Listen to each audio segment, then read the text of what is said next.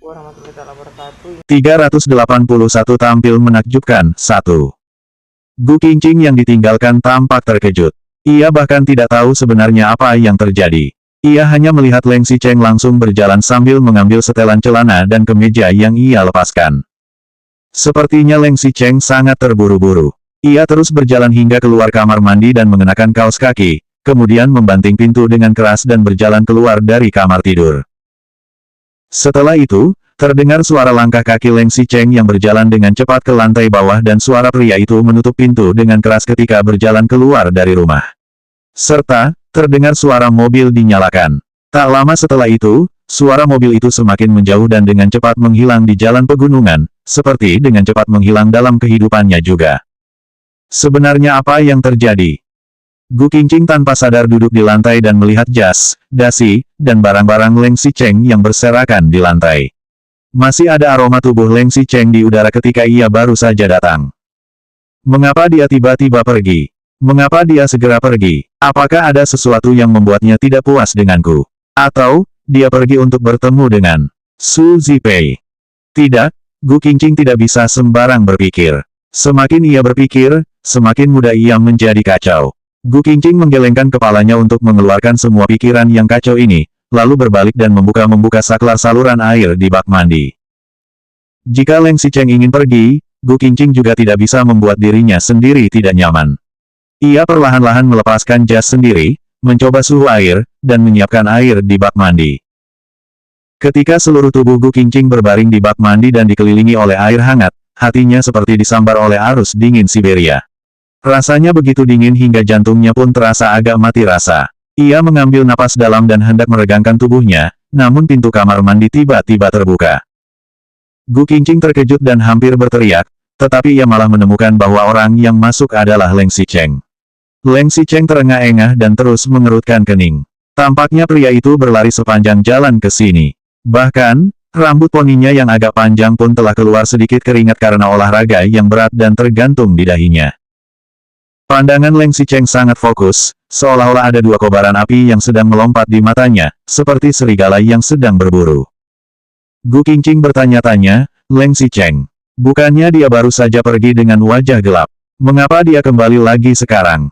Selain itu, melihat ekspresinya yang serius. Apakah Leng Xicheng menemukan koper yang aku kemas sendiri dan tahu tentang aku yang bekerja di luar?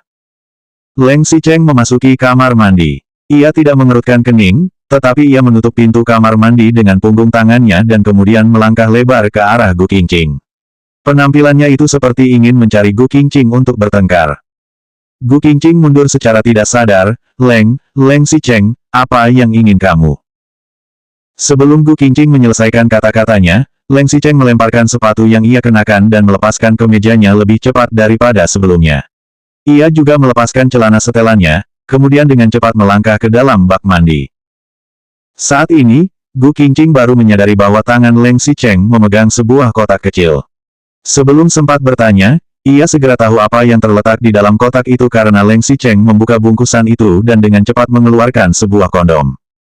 Leng Xicheng tadi bergegas keluar itu untuk membeli kondom. Mengapa Leng Xicheng membeli barang ini? Bukannya aku sudah membeli obat pencegah kehamilanku sendiri? Atau, meskipun dia tidak ingin membiarkanku memiliki anak untuk sementara waktu, dia juga tidak ingin aku lanjut minum obat itu lagi. Sisa pikiran Gu Qingqing diputuskan oleh Leng Xicheng dengan ganas. Dengan cepat, Leng Xicheng membawanya ke dalam dunia yang dalam dan panas. Setelah menyelesaikannya, Leng Xicheng hanya memiliki satu pemikiran, dihalangi satu lapisan benar-benar tidak seenak keintiman secara langsung. 382 tampil menakjubkan, 2. Kring, kring. Pukul 6 keesokan paginya, suara alarm ponsel berdering dan membangunkannya tanpa ragu-ragu.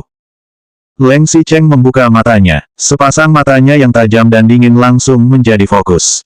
Lengannya yang panjang terulur ke samping dan menyentuh ponsel, kemudian segera mematikan alarmnya. Meskipun Leng Xicheng sudah mematikan suara alarmnya, Gu Qingqing yang berbaring di lengannya juga sepertinya dibangunkan oleh alarm itu dan sedikit mengernyit. Ia menggosokkan kepalanya di lengan Leng Xicheng, kemudian mengubah posisinya dan tidur dengan memeluk lengan Leng Xicheng. Bibir Gu Qingqing yang dicium oleh Leng Xicheng hingga sedikit bengkak juga bergumam secara tidak sadar, seperti kelinci kecil yang dibesarkan di rumah. Bibirnya begitu halus dan lembut hingga membuat orang yang melihat sekilas akan memiliki perasaan dalam secara tak terkendali. Leng Xicheng menarik kembali lengannya yang dipeluk oleh Gu Qingqing dengan lembut dan merapikan sudut selimutnya. Ketika ia hendak bangun dari tempat tidur, Gu Qingqing yang di belakangnya sepertinya menyadari sesuatu dan tiba-tiba bangun sambil memeluk selimut Leng Xicheng. Kepala Gu Qingqing masih agak kabur, tetapi sepasang matanya menatap lurus ke arah Leng Xicheng. Leng Xicheng menoleh, dan menanggapi dengan singkat, Leng Xicheng melihat mata Gu Qingqing yang agak kabur. Masih ada warna hijau dan ungu di bagian tubuhnya yang tidak tertutup oleh selimut.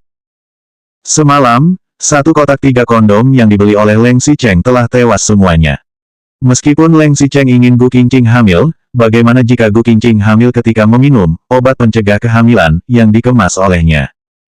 Kesehatan Gu Qingqing sangat lemah sekarang dan masih belum waktu yang cocok untuk mengandung, apalagi melahirkan anak. Padahal, Leng Xicheng juga sangat berharap Gu Qingqing bisa memiliki anak mereka lebih awal.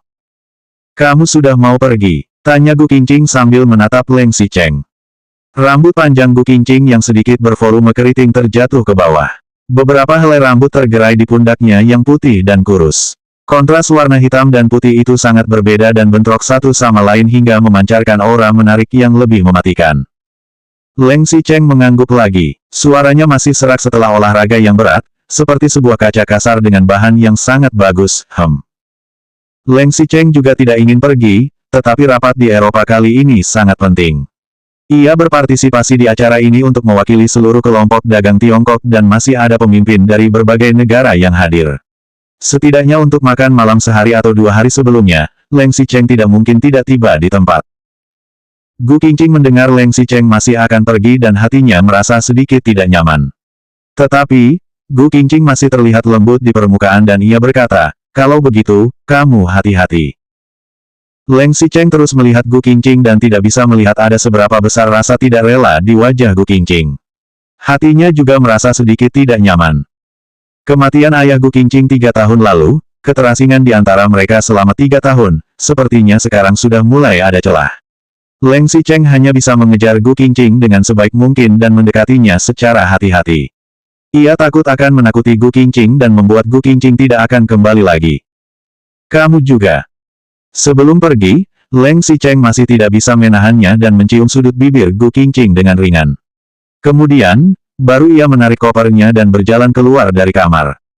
Begitu tiba di lantai bawah dan memasuki mobil, Leng Xicheng menurunkan jendela mobil. Benar saja, ia melihat Gu Qingqing dengan rambut panjang yang tergerai dan menutupi dirinya dengan selimut. Gu Qingqing melihatnya dari kejauhan di ambang jendela lantai 2. Leng Xicheng melambaikan tangan untuk mengucapkan selamat tinggal. Gu Qingqing juga melambaikan tangannya. Leng Xicheng di bawah, sedangkan Gu Qingqing di atas. Hanya mata mereka yang bertemu dengan satu sama lain. Leng Xicheng masih ingin mengatakan sesuatu, tetapi mobil telah perlahan-lahan dinyalakan dan melaju pergi.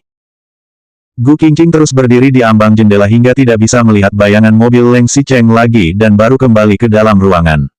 Ia segera mandi dan mengenakan pakaian. Saat ia mengangkat kepalanya untuk melihat jam, waktu masih belum menunjukkan pukul 7. Karena Gu Qingqing sudah tidak perlu pergi sendiri, ia mengemas kopernya dengan baik dan pergi ke perusahaan untuk mengikuti keberangkatan bersama tim. Namun, begitu ia tiba di pintu utama perusahaan, ia tidak menyangka akan bertemu dengan Su Zijin dan Ni Zining yang datang dari kejauhan. Selanjutnya bab 383 tampil menakjubkan 3.